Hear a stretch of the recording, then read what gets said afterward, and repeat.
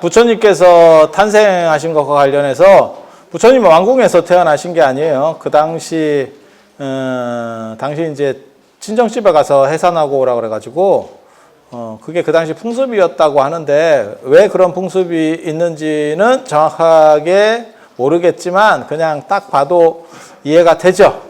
왜냐하면 해산이라고 하는 게 사람이 죽는 문제들이 많았었기 때문에 예전에는 그걸 이제 불길하다고 생각하고 중국에서도 그런 거 있어요. 해산해가지고 여자가 이렇게 막 피 뭐 이런 게 나오지 않을까? 양수 뭐 이런 게 예. 섞여서 나오겠죠. 그러면 그게 뭐라고 되어 있냐면 귀신들이 와서 그걸 핥는데. 그래서 내가 그런 기록을 읽으면서 뭐라고 생각하면 귀신은 무슨 죄냐? 그걸 왜 핥어? 미쳤어? 귀신을 도대체 뭘로 보는 거야, 이것들이. 아니, 그렇게 나와요. 그러니까 부정하다. 이런 뜻이에요. 정확하게 말하면. 그리고 거기에 이제 죽음이라고 하는 부분, 그 다음에 이 피에 대한 공포가 있습니다. 인간에게는. 그래서 왜 우리도 있잖아. 싸우다가 코피 터지면 진 거. 근데 피를 무서워해요. 빨간 피를 무서워해. 그 죽음을 환기하기 때문에 그렇거든. 그래서 그런 문제들로 인해서 이제 친정 가서 애 낳고 와라 라고 하다가 결국 이제 중간에 룸비니에서 태어나게 되시는 거죠. 그리고 태어났을 때 천상천하 유아독존 이렇게 나오는데 천상천하 유아 위존이에요. 여러 개가 나와요. 그게 종류가 여러 개가 있는데 천상천하 유아독존보다 천상천하 유아 위존이 더 많이 나와요. 그래서 그 다음에 여러 가지 또 뒤에 개성도 있는데 일체계고 오당한지가 제일 많이 나옵니다. 그러니까 동네마다 좀씩 개성들이 달랐던 것 같고 인도는 땅이 넓기 때문에 언어들이 달라요. 그러니까 하나가 전파가 되더라도 그 동네 말로 바뀌면 우리식으로 말하면 각 지역 방언으로 좀씩 바뀌는 거죠. 그리고 그 방언들을 다시 중국으로 넘어와서 번역하다 보니까 그 번역자가 또 선택하는 단어들에 의해서 좀씩 달라지는 의미는 대동소이합니다. 그래서 태어나자마자 오른손으로 하늘을 가리키고 왼손으로 땅을 가리키고 이게 디스코 수인이라고 좀 오래된 수인입니다. 이거 오래된 수인. 디스코 수인이라고 이걸 디스코라고 이해해서 알고 있으면 오래된 겁니다. 디스코 자체를 모를 겁니다. 요즘 사람들. 그렇게 해서 오른손으로 하늘을 가리키고 왼손 이걸 천지인이라고 불러요. 공식 명칭은 하늘과 땅을 가리키는 수인. 그래서 천지인이라고 하고 이렇게 애가 태어나자마자 을푼 천명한 그게 이제 천상천하 유아독존. 천상은 뭐냐면 하늘 위에 그러니까 신들을 얘기하는 거예요. 신들의 세계, 하늘 아래 인간들의 세계. 신과 인간들의 세계, 우리 세계와 신들의 세계를 통틀어서 내가 가장 존귀하다. 내가 짱이다. 이게 쩔지. 거기서 매기려고 했었던 건 사실 신들을 매기는 거예요. 불교의 가장 큰 특징 중에 하나가 뭐냐면 신으로부터 해방이라고 하는 게 있어요. 지금 기독교나 이슬람교를 생각하시면 돼. 신이 모든 것들을 주재하고 너희를 다 평안하게 해줄 거야 라고 얘기하는 거를 인간 중심주의적으로 돌리는 게 불교입니다. 그래서 불교만 이런 건 아니고요. 그 당시에 유교도 그렇고 동아시아로 얘기하면 도가도 그렇게 얘기합니다. 도가도. 그래서 제가 그런 글을 쓰는데 예전에 율곡이 엄마 돌아가시고 나서 이렇게 띵 하거든요. 엄마 돌아가시고 나서 띵 해가지고 금강산에 들어가서 절에 이렇게 좀 살다가 이게 아닌 것 같다. 그래서 내려옵니다. 여기서 이게 아닌 거는 여기에 깨달음이 없다가 아니고 이거는 성공이 안 된다. 이미 숭이 억굴이라서 이쪽에는 올라갈 수 있는 길이 없어. 막말로 얘기해서. 뭔 얘기인지 알아들으시겠어요? 그래서 내려오거든. 그게 이제 그래서 화엄 사상의 이통 사국 같은 그런 철학들을 가지고 자기의 이통 기국이라고 하는 철학을 만들어내. 그러니까 이제 뺏겨 먹는 거야. 그래서 그 당시 당대 다른 유학자들보다 한 단계 높은 사고를 하게 되거든요. 율곡이. 그러니까 두 가지를 다 섞어서 쓰는 거지 이 사람이. 이해가 되시죠? 그리고 나서 집에 돌아와서 자격문이라는 걸 써. 거기에 보면 내 공부는 성인이 되는 데 있고 성인이 되지 못했으면 끝마친 것이 아니다. 다 이렇게 나온다고. 그러니까 기독교식으로 얘기하면 내 공부는 신이 되는 데 있는 거고 신이 안 됐으면 이거는 아니다. 그러니까 목적 자체가 다른 거예요. 기독교나 이슬람으로 얘기하면 신에 대한 복종이라고 하는 무조건 신은 정당하고 인간은 거기에 맞춰줘야 된다라는 개념이라면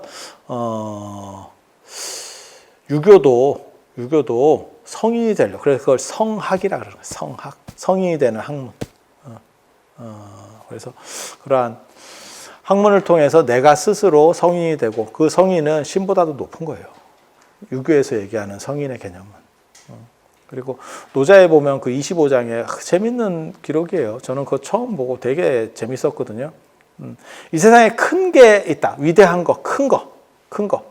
도가 크고, 진리가 크고, 하늘이 크고, 땅이 크고, 다, 이렇게 좀, 이렇게 그럴 수도 있잖아요. 물론 뭐, 하늘하고 땅하고 이게 비교한다는 거는 그건 그 옛날 사람들 생각이지.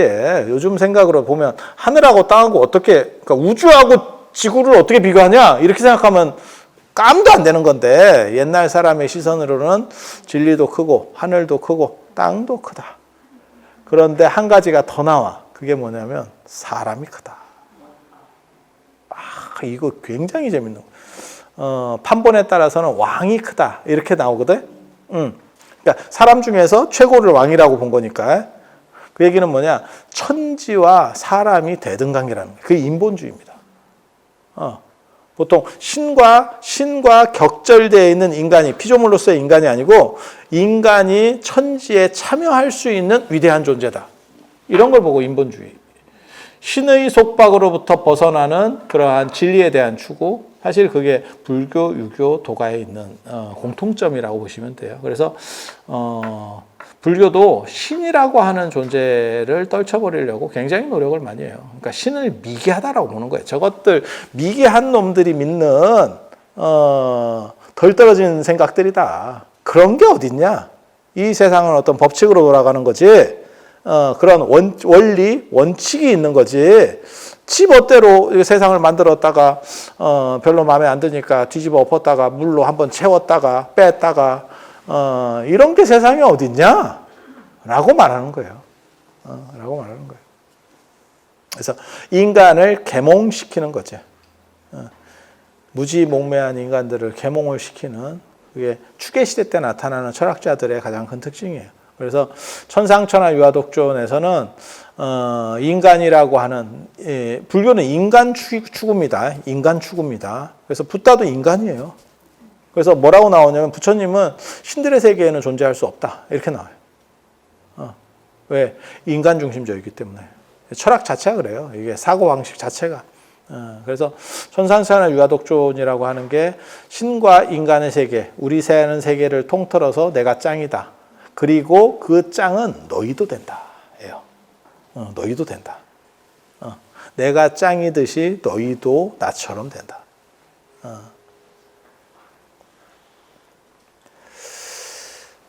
그러한 이야기가 천상천하 유아독존이에요. 그리고 일체계고 오당한지는 이 세상은 고통스럽다. 일체는 다 고통이다. 여기서 고통이라고 하는 건 뭐냐면 안 돼서 생기는 고통. 안 돼서 생기는 고통. 잘 안 돼, 일이. 고통이지. 그리고 늙어서 생기는 고통. 여러분 고통이잖아. 저도 그래요. 아침에 눈 뜨면 피곤해. 이게 무슨 뭘 한 게 없어. 그거 혹시 그런 생각 안 해보셨어요? 배는 고픈데 밥 먹기가 귀찮아. 그게 아마 어떻게 보면 좀 더 갔을 때 나타나는 현상일 거야. 젊은 애들은 배고프면 먹어. 근데 먹기가 귀찮아. 제가 요즘 그런 것도 있는데 자야 되는데 자기가 귀찮아. 그거 안 겪어보셨어요? 그래서 쓸데없이 계속 핸드폰 같은 걸 보고 있는 거야. 아니 특별히 안 봐도 돼. 근데 계속 그런 거를 만지작거리고 있는 거야. 그리고 쓸데없는 걸 틀어놓고 그걸 계속 보고 있다? 멍 때리면서? 그런 거 못 느끼셨어? 그리고 조금 이렇게 계단을 걸어보면 숨쉬기가 귀찮아.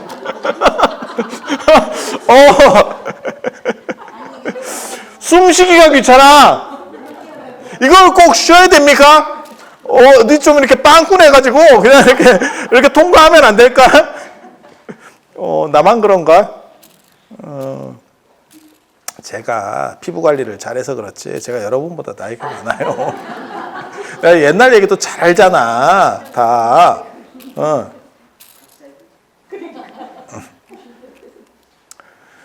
그래서 이게 노예 고통 그리고 잘 나가는 고통도 있어요. 잘 나가는 고통. 누가 저한테 그러던데 이거 뭐 모모 스님이 얼마 전에 누굴 만났는데 요즘 안 되는 게 없어 이러는 거예요. 그런데 너무 잘 돼서 약간 두려워 이렇게 얘기하더라고. 그래서 내가 뭐라 그러냐면 나는 되는 게 없는데. 그게 너무 잘 될 때 아마 연예인들도 그럴 거야.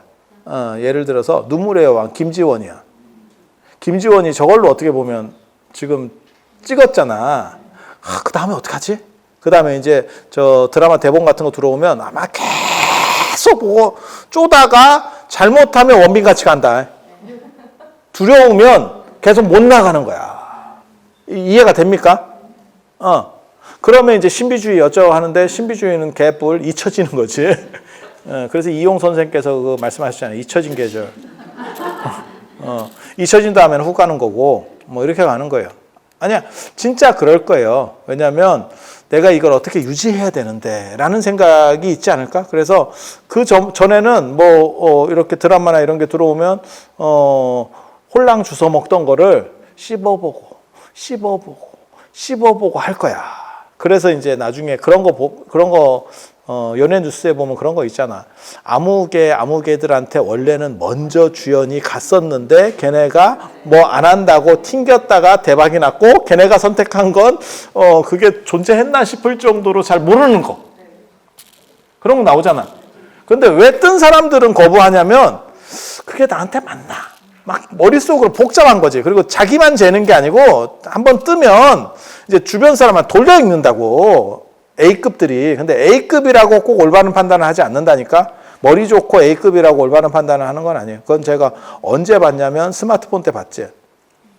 삼성, LG, 노키아의 그 우수한 두뇌에 있는 사람들이 저건 다 망할 거라고 생각했지만 지그들이 망했지. 지그들이 망했지. 어떻게 보면 우리나라 국가적으로 봤을 때 제일 머리 좋은 사람들이 그런 그룹 속에 다 들어있는 사람들이에요. 삼성경제연구소, 뭐 LG경제연구소 이런 거 다 예측하고 그런 사람들이거든. 근데 그런 사람들이 이제 못 보지. 그래서 그런 얘기 있어요. 쥔 게 많으면 변화에 더딜 수밖에 없고 그 다음에 용기가 부족할 수밖에 없다. 왜? 잃을까 봐 확 못 지른다는 거지. 그래서 누가 그런 얘기하는데 삼성의 몰락은 삼성이 혁신을 이룰 수 없는 것들도 사실은 이미 쥔 게 많아서 움직이기가 쉽지 않기 때문이다.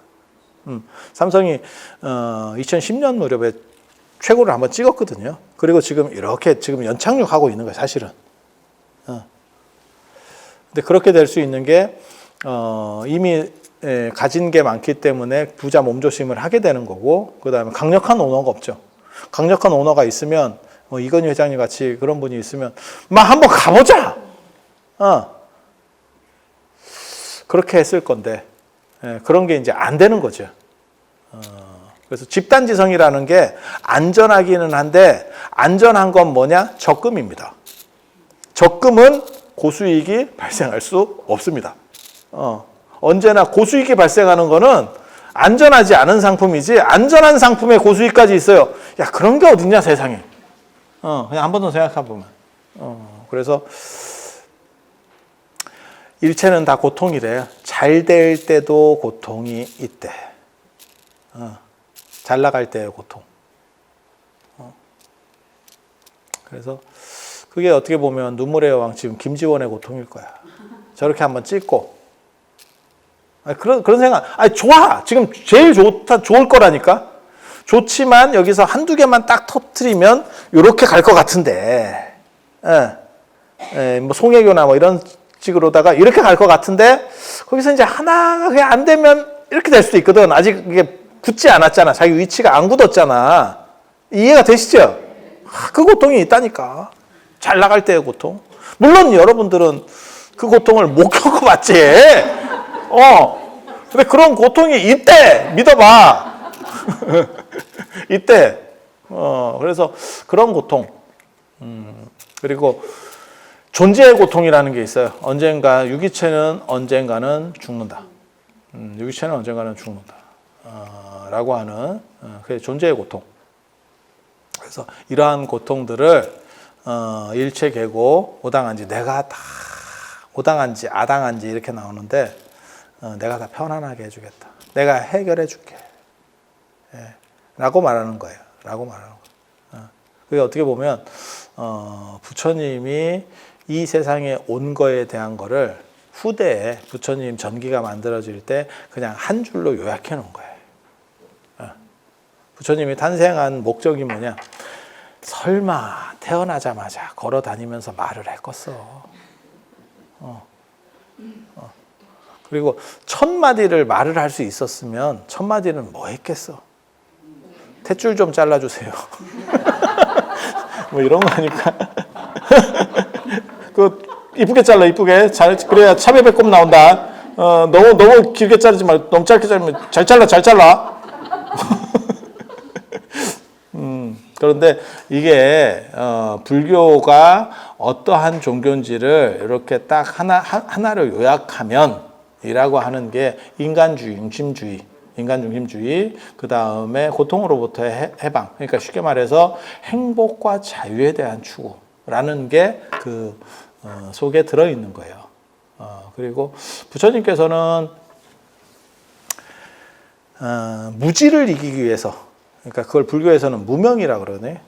지혜가 없는 거. 그것 때문에 고통받는데. 무시무명이라고 쉽게 말해서 제대로 판단을 못하는 것 때문에 고통을 받는데, 그리고 그것 때문에 죽고 나서도 정신을 못 차리고 윤회를 하면서 뺑뺑이를 돈대.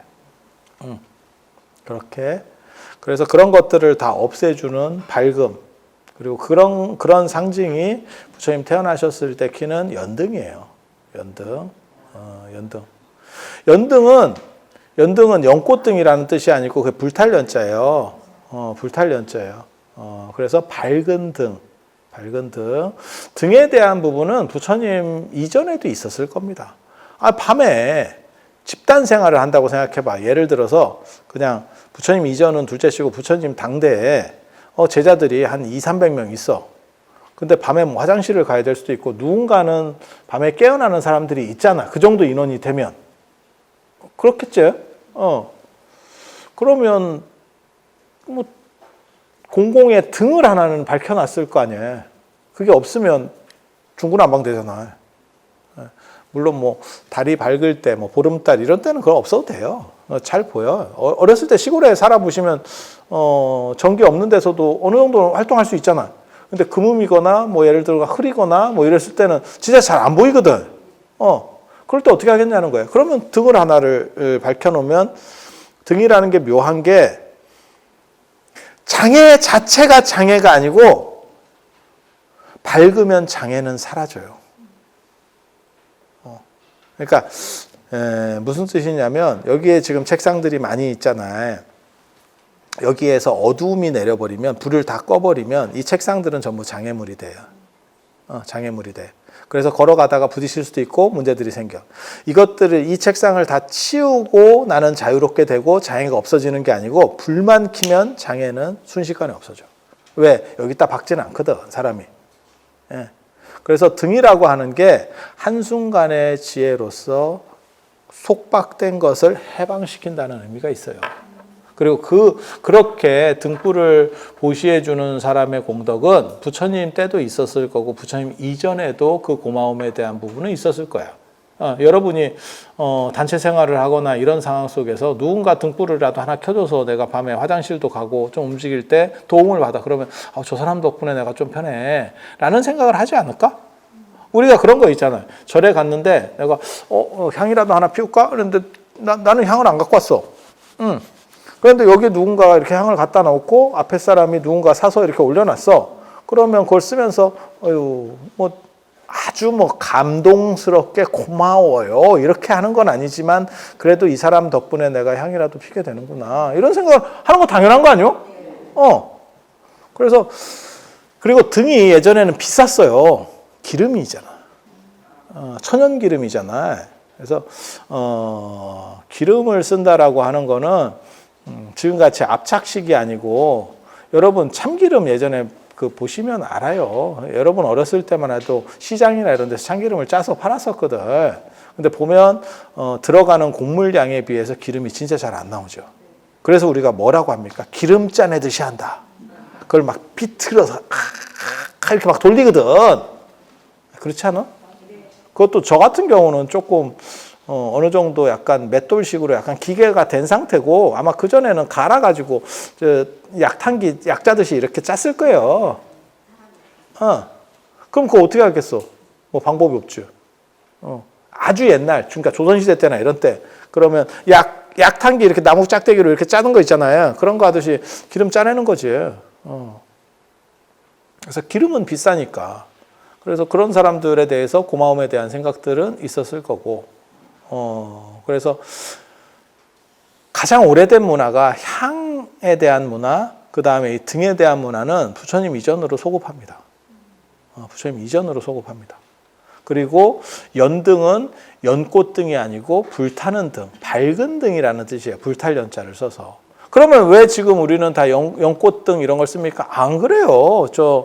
연등의 제등행렬 이런 데 가보시면 별로 등이 다 있죠. 어떤 거 뭐 수박등도 있고, 어떤 거는 뭐 용등도 있고, 어떤 거 뭐 공작도 있고, 비리지. 저 짐승 같은 것들이 나와가지고 저렇게 서대고 푸닥거리고 있어. 그런 생각이 있어요. 근데 그게, 조선시대 때 동국세식이나 이런 데 봐도 등의 종류가 다양해요. 그러니까 연등만 있었던 건 아니야. 그런데 이 연등이 손으로 만들면 손이 되게 많이 가요. 핸드메이드로 모든 걸 핸드메이드로 만들면 저 주름까지 전부 종이를 가지고 저걸 만들어내면 제가 저 어떻게 만드는지 알거든요. 저걸 다 아는데 설명할 시간이 없네. 그래도 이제 잘난 척상 이거 아는 사람 거의 없어요. 제가 일제 시대 때나 이런 때 이런 얘기를 들었는데 어떻게 만드냐면 깡통 같은 걸 하나 구해. 아마 깡통 아니었을 거고 더 옛날에는 나무 이렇게 대나무 통이나 이런 거였을 거야. 이렇게 뭔 뜻인지 아시겠죠? 이렇게. 그리고 거기다가 습자지를 돌려. 습자지 좀 흐물흐물한 습자지를 감어. 한 10바퀴 정도 감어. 그리고 철사를 갖다가 땡기면서 이 통 큰 거 갖고 있는 요 나무통 갖고 있는 놈이 땡기면서 저쪽에서는 철사를 풀어주는 거고 그거를 거기다가 촘촘하게 코일 감듯이 우리 어렸을 때 전자석 만들 때 코일 감듯이 이렇게 감아가. 그리고 그렇게 철사로다가 하면 이렇게 온폭돌폭 하겠지. 엠보싱이 생기겠지. 이렇게 엠보싱이라기보다는 뭐 주름무늬? 이렇게 그렇게 생기겠지. 그거를 며칠을 놔둬. 그리고 나서 그 철사를 다시 풀읍니다. 풀으면 그 주름이 그대로 있지. 그거를 통을 끄집어 당겨서 그거를 잘라내요. 그러면 저 주름등의 기본 주름등이 아니고 연꽃등의 기본 재료가 만들어져요. 그걸 가지고 비벼가지고 하나하나 붙이기 시작하는 거예요. 그리고 저 안쪽에 철사로 하는 게 아니고 옛날에는 대나무로 이렇게 엮어서 합니다. 엮어서 그렇게 해서 등을 만들어. 그러니까 저게 가장 손이 많이 가는 등 중에 하나야. 그래서 고급등이라는 인식이 있었고 팔각등 이런 거 만드는 것보다 훨씬 고급이죠. 고급등이라는 인식이 있고 그다음에 불교랑 연꽃 뭐 이렇게 연결시키면서 연꽃등 그러니까 연등은 연꽃등 아니야. 밝은 등. 밝은 등. 그래서 어두움을 물리치고 밝음을 주는 모든 등이 연등이다.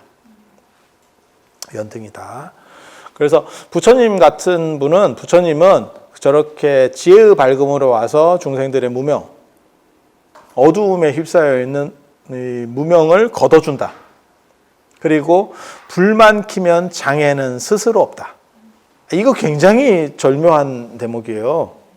그러니까 예를 들어서 모든 장애물을 다 치우고 나서 장애물이 없어지는 거는 점호 같은 겁니다. 깨달음으로 얘기하면 점차적인 거. 근데 이거 하다가 치우다 죽는다.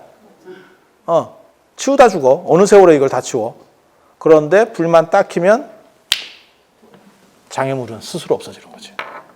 그걸 도노라고 합니다. 한순간의 깨달음. 점호식으로 가면 죽을 때까지도 못할 수도 있어. 도노라고 하는 거는 불만 한번 모든 장애물이 사라져. 내가 피해가면 되니까. 이렇게. 재밌지 않아?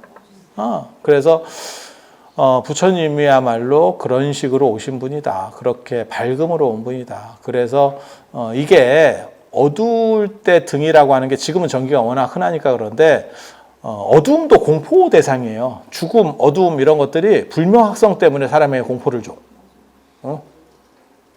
그래서 예전에 이렇게 등을 밝히면 삿된 것들이 다 못 들어온다 하는 거거든요. 밝게 하면. 그리고 그거는 아마 원시 인류의 기억 속에서부터 남은 잠재적인 거라고 생각을 해요.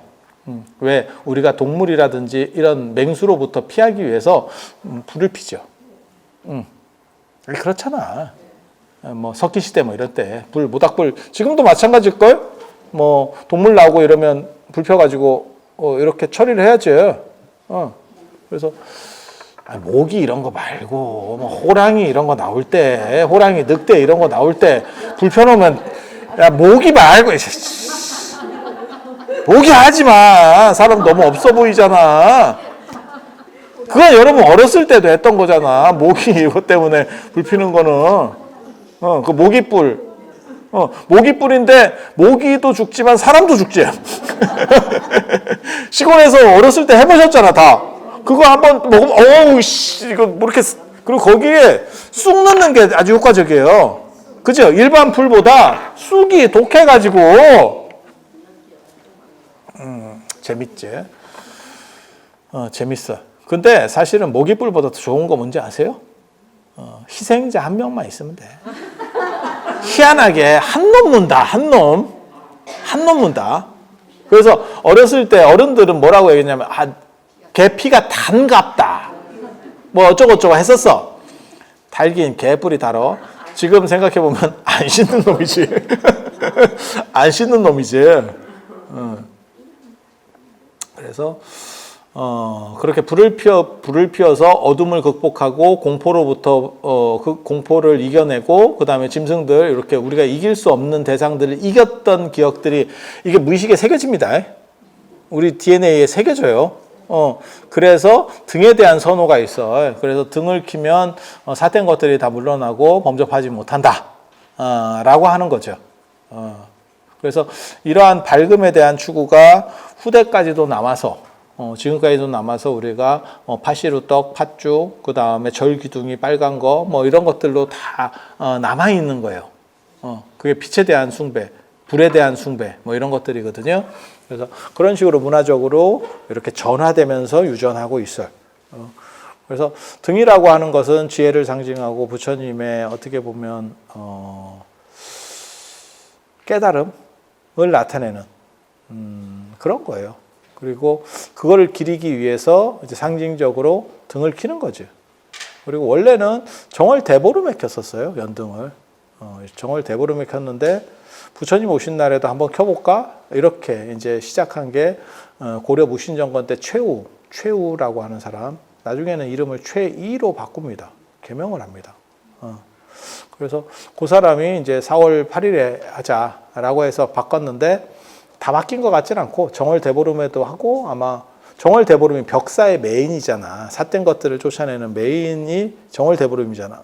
아시잖아요. 그래서 그때 불에 대한 게 지금도 많이 남아있죠. 이 연등만 있었던 게 아니고 지금 쥐불놀이, 뭐 달집 태우기 뭐 이래가지고 요즘은 이제 달집 태우기 이런 거 안 하죠. 왜냐면 잘못했다가 산불이 그때 건조주의보 떨어질 때거든.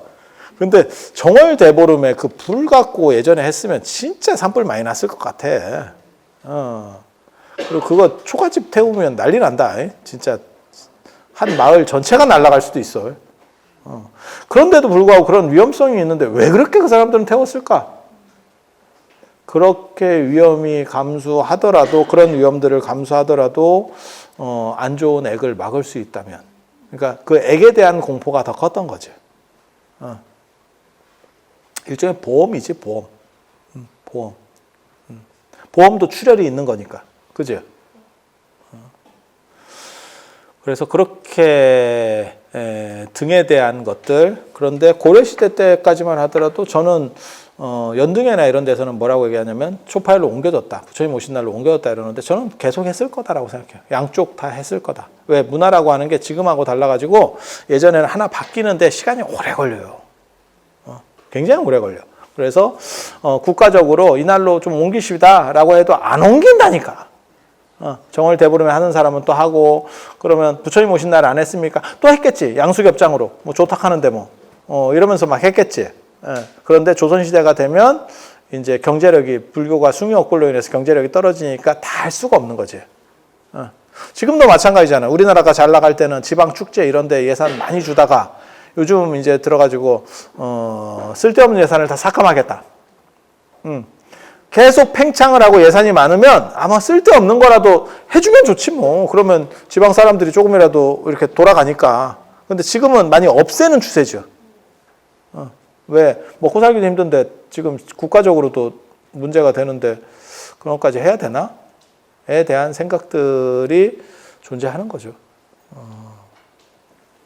그래서 부처님 오신 날로 이제 축소가 되는.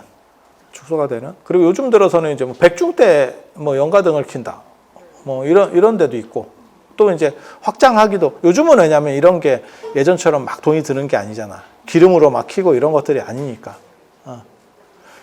우리 때만 하더라도 초 키고 이랬었죠. 지금은 초 잘 안 킬걸.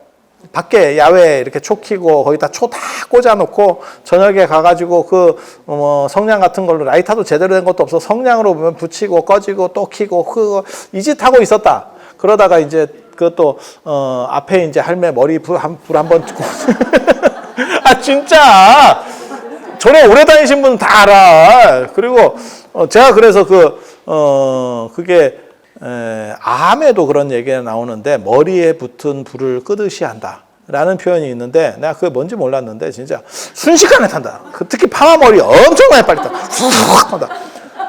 불 붙었다 그러면 그냥 막 세리게 털어내고, 그러면 이제 이렇게 연구같이 이렇게 아니 화상을 입지는 않아요. 화상을 입지는 않는데 이제 머리가 이제 푹 파였지.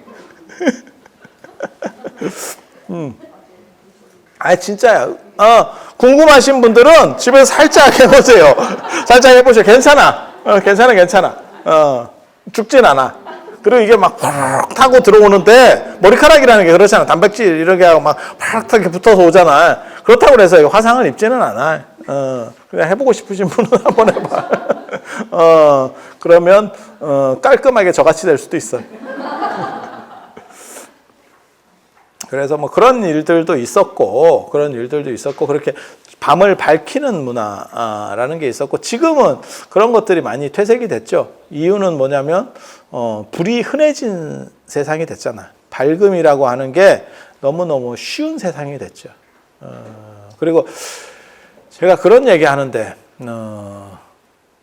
이런 거는 진짜 아무도 얘기하지 않는데 내가 이런 얘기 자꾸 해가지고 사람들이 왜 욕먹을 걸 자초하느냐 이러는데, 괜찮아. 내가 얘기 안 하면 누가 얘기를 할 거야.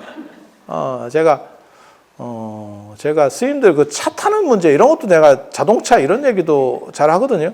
얘기를 할 수 있는 이유는, 제가 그런 얘기를 자유롭게 할 수 있는 이유는 내가 면허가 없어서요. 면허가 있고 내가 그렇게 속해 있는 상황이면 쉽게 말을 못 할 거야. 쉽게 말을 못 할 거야. 근데 나는 면허가 없으니까, 그러니까 내가 자동차 외제차가 좋아요. 저거 얘기하면 저런 놈이 다 있어? 지는 다른 좋은 차를 타고 다닐 거야. 야, 나 면허가 없다니까. 그리고 면허가 있다가 없었던 것도 아니고 유사이래로 없었어, 내가. 그래서 내가 그런 얘기 하는데, 불편하지 않습니까? 있다가 없는 사람이 불편한 거고요. 처음부터 없었던 사람은 불편하지는 몰라요. 왜? 거기에 익숙한 거야. 그 시스템에 익숙한 거야. 안 불편해. 기다리고 이렇게 하면 막, 속에서 천불이 나는 거 아닙니까? 이거 막 그 대중교통 연결하고 이런 거 힘든 거 아닙니까? 계속 그러면 안 힘들다니까. 계속 그렇게 살면 안 힘들다니까. 그리고 연등도 제가 아니면 또 누가 이렇게 총대를 메고 얘기를 하겠습니까? 그래서 뭔 얘기를 하고 싶은 거냐면, 비싼 등이 복 받는다. 너무 추접스러운데. 추접스러운데. 이게, 전에 어떤 절에서 모모 스님이 그런 얘기를 했어. 연등값에 차등을 주는 것은 올바르지 않다. 그리고 금액을 매기는 것도 올바르지 않대. 그냥 신도들이 주는 대로 한번 연등을 달아봅시다. 그냥 키고 싶은 사람은 키고, 그 다음에 돈 내고 가는 만큼, 그 대신에 차등은 없어. 그러니까 그 사람이 10만 원을 주고 가든, 뭐 100만 원을 주고 가든, 3만 원을 주고 가든, 똑같은 걸 달아주는 거야. 그런 거야말로 평등의 가치 아닙니까? 등값이 절반 이하로 줄었습니다. 그리고 그 스님이 다음에 입 못 털었습니다. 절대 발언권이 확 죽었죠. 너 때문에 절이 날라갈 뻔했다 이놈아. 정상적인 절이면 사실 부처님 오신 날 연등 이런 거는 플러스 알파 특별 어떻게 보면 수입으로 들어가야 돼. 근데 지금은 절이 형편이 어렵기 때문에 사실 소파일 수입을 경상비로 일반 경상비로 써. 뭔 뜻인지 아시겠어요? 그래서 이게 날라가면 그러니까는 일반 수입으로서 저를 돌리는 상황에서 연등이 줄어들었어요. 반으로 금액이 개수는 안 떨어졌는데 금액이 반으로 줄어들었어요. 그러면 사업을 벌리는 데 힘든 거야. 외부 사업을. 그런데 경상비로 쪼개서 쓰고 있는 절에서는 이게 반으로 줄었어요. 난리 나는 거지. 야, 생활비가 반으로 줄은 거야. 그러면 난리가 나는 거지. 이해가 되시죠? 그래서 연등 비용을 경상비로 쓰는 것은 올바른 절은 아닙니다. 제대로 잘 돌아가는 절이면 사식구제나 사실은 연등이나 이런 것들은 다 특별 수입으로 잡혀야 돼요. 그래서 특별 계정으로 잡혀야 되는데 지금 뭐 그렇게 잡을 수 있는 절들이 많지 않을 거예요. 다 힘들어. 힘들어. 그냥 현실적인 얘기를 하는 거예요. 그래서 그 스님이 한번 요걸 태바가지로 먹었던 적이 있고, 그러면 저한테 그렇게 얘기하는 거예요. 비싼 등, 신도들도 그렇게 물어보시는 분들이 있어요. 비싼 등 키면 부처님이 더 좋아합니까? 부처님은 어차피, 그거 뭐 평등한 거 아닙니까? 그리고 그거 어차피 부처님이 받는 것도 아니고 스님이 받는 거잖아요.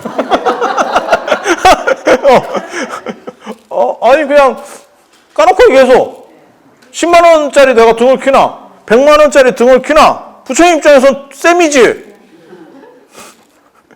아니 맞잖아. 맞잖아. 그리고 그런 걸 가지고 차등을 두면 그게 부처님입니까? 맞잖아. 정답. 정답. 그러면 똑같은 거니까 비싼 걸 할 필요가 없는 거 아닙니까? 아니죠. 그건 엄청나게 차이가 나는 거야. 그래서 그 이야기를 해주려고 하는 거예요. 어떻게 부처님 입장에서는 평등한데 어떻게 차등이 발생할 수밖에 없느냐. 그거는 뭐하고 똑같은 거냐면 의상대사가 그렇게 얘기를 해요. 그 법성계에 우보익색 만호고 보석이 비처럼 떨어져. 예를 들어서 루비, 에메랄드, 사파이어, 다이아몬드가 비처럼 떨어져. 그런 게 있다고 그냥 가정을 해봅시다. 막 하늘에서 떨어져. 그렇게 평등하게 떨어져도 지금 이 공간 안에 다 떨어지는 거야. 그래도 사람은 지 분수만큼만 가져갈 수 있대. 손으로 주워가는 사람도 있고. 자, 이제 이런 우리 지금 이 옷이 무진장 유리하다. 이거 진짜 지금 최강의 옷이다. 그냥 옷만 가지고 지금 붙으면 이거 그런 거 싸는 데 있어서는 최강입니다. 그럼 이런 걸 막 이렇게 벌려가지고 이렇게 쫙 해서 당길 거 아니야. 맞지? 누구는 예를 들어서 그런 보석이 엄청나게 떨어졌는데 누구는 1,000만 원어치를 가져갔고 누구는 10억어치를 가져갔어. 그게 보석을 뿌린 사람의 차등이냐? 가진 사람의 차등이지. 뭔 얘기인지 알아듣겠죠? 네. 부처님께서 늘상 하시는 말씀이 있어요. 어리석은 사람은 보물섬에 들어가서도, 주인 없는 보물섬에 들어가서도 구경 잘하고 나왔습니다. 이렇게 얘기하는 놈이래. 뭐라도 들고 나와야지, 자식아. 뭔 얘기인지 알아듣겠어요? 이거 굉장히 재밌는 얘기예요. 그래서 부처님, 유상대사가 뭐라고 얘기하냐면, 우보익생 만호공 중생수기 득이익이에요. 그러니까 하늘에서 보배비가 비처럼 떨어져도 사람들은 다 그릇만큼만 받아간대. 그래서 밥그릇만큼 된 사람은 밥그릇에 채워가는 거고, 대접이 있으면 대접에 채워가는 거고, 양동이면 양동이에 채워가는 거고, 빠가스면 빠가스에 채워가는 거고, 너무 채우면 못 들어서 못 나가는 거고, 일단 늘려놨는데 접시면 실제로 또 별 볼 일이 없는 거고, 이게 참 재밌어요. 사람마다.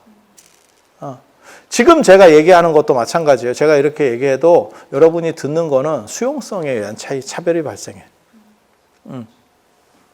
100%라니까, 그거는. 선생님이 똑같이 얘기해도 1등부터 꼴등이 있잖아. 왜? 수용에 대한 차등이 있기 때문에. 그건 선생님이 꼴등을 싫어해서, 야, 너는 듣지 마! 이렇게 얘기하는 게 아니야. 맞죠? 그러면 무엇을 해야 됩니까? 저 잘 들으려고 해야 성적이 올라가겠지. 마찬가지예요. 그 그릇이 10만 원짜리 그릇이냐, 50만 원짜리 그릇이냐, 100만 원짜리 그릇이냐에 차등이 존재하는 거야. 그래서 내가 얘기했잖아.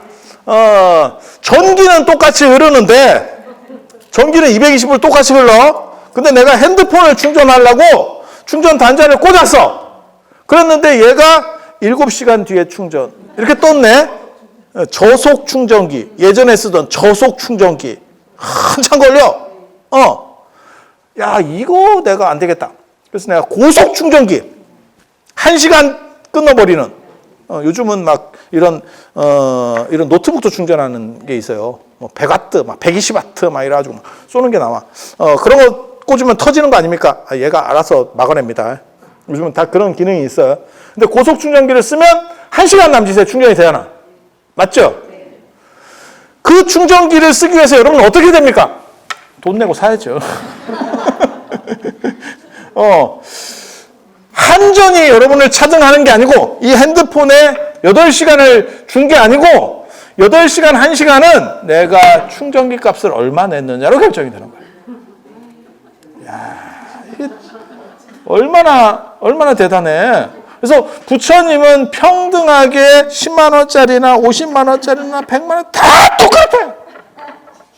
그런데 받아가는 사람이 8시간 충전도 있고 3시간 충전도 있고 1시간 충전도 있는 거야.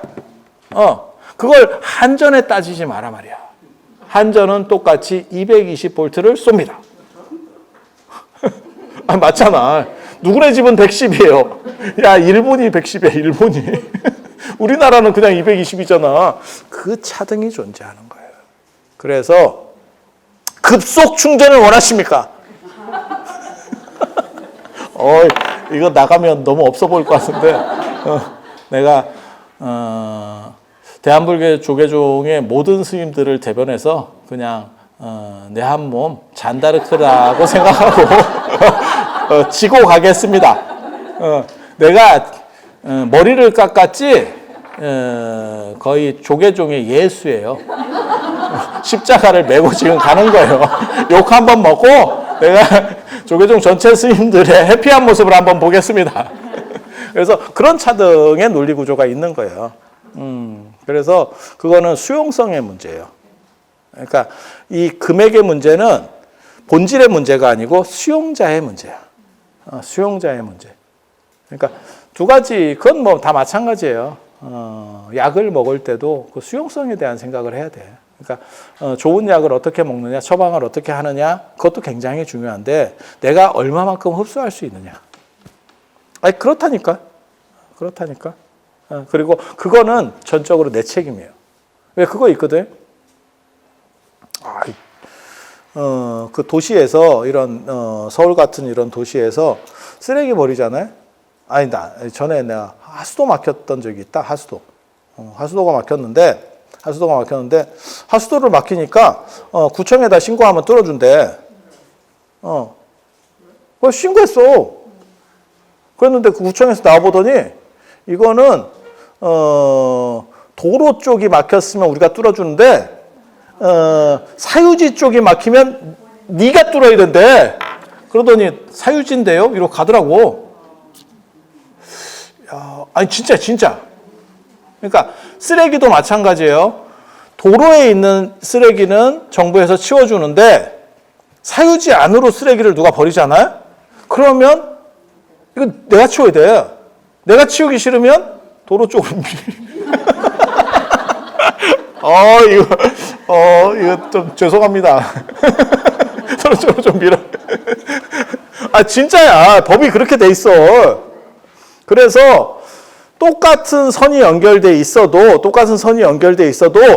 정부 쪽에서 문제가 생기면 다행인데 내 거에 생기는 부분이야. 그래서 내 관이 얼마나 두껍고 큰 관이냐 작은 관이냐에 대한 걸로 결국 막히는 거예요. 그래서 이 관 큰 거를 써야 하수도가 안 막힐 거 아니야. 그게 비싼 등. 딴 얘기 하는 줄 알았지? 또 그 얘기였어. 내가 생각해도 굉장히 없어 보이긴 하는데, 난 예수니까. 그래서 내가 십자가를 진다. 야, 머리 밀었는데 면류관 쓰면 절 같은.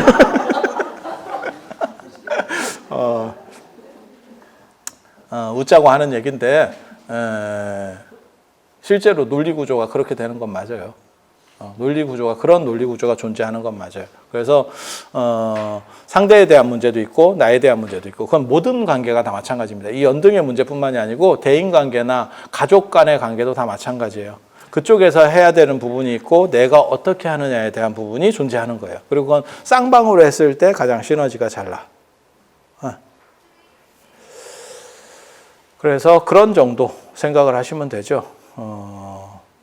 지금 이제 좀 있으면 이제 비가 오고 이제 이렇게 계절이 그렇게 갈 거예요. 그렇게 해서 비가 오면 여러분 우산 저같이 이제 면허도 없고 이런 사람들은 우산도 이렇게 그 우산의 딜레마라는 게 있어요. 제가 여러 군데 이렇게 살다 보니까 우산의 딜레마. 차가 없는 사람이 여러 군데 살면 더 심해. 그래서 우산이라고 하는 게 마법 같은 역할을 하거든. 쓰려고 그러면 없고 한쪽에는 한 대여섯 개가 막 몰려 있어.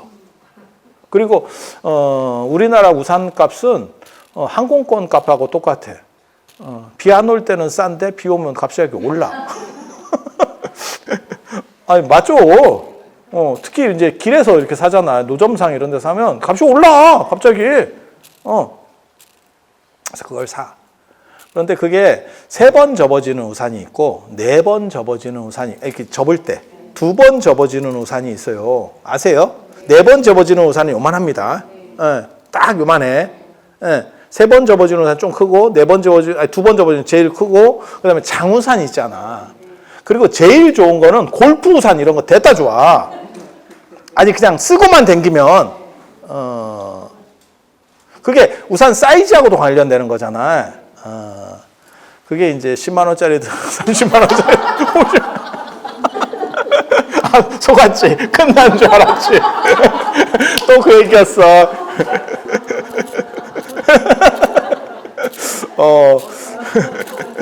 비가 누구에게 더 많이 와서 옷을 적게 하는 게 아니고 큰 우산 쓴 사람은 옷 잘 안 젖어. 그리고 작은 거 쓴 사람들 작은 거 쓰는 데다가 같이 쓰면 야 이거 진짜 야 이거 내가 우산에 썼나 싶지. 그래서 등은 엄마 이름 밑에 아들 올리지 말고 분가했으면 바로 결혼. 응가했으면 따로 켜라. 야, 나 이거 진짜 편집 그지같이 해놓으면, 야, 이거 욕 먹으면서 100만 가겠다. 욕 먹으면서 100만. 근데 이런 논리 구조는 존재하는 거예요. 그래서 이게 현실적으로 다 있는 논리 구조예요. 그래서 한쪽엔 평등, 한쪽엔 불평등. 그리고 세상은 불평등, 본질은 평등. 이것은 동시에 가는 게 이 세상의 원리인 거예요. 그래서 오늘 이 정도 말씀드리고, 다음 시간에 기도 이야기 해드릴 수 있도록, 그렇게 하겠습니다. 자, 들어주셔서 감사합니다.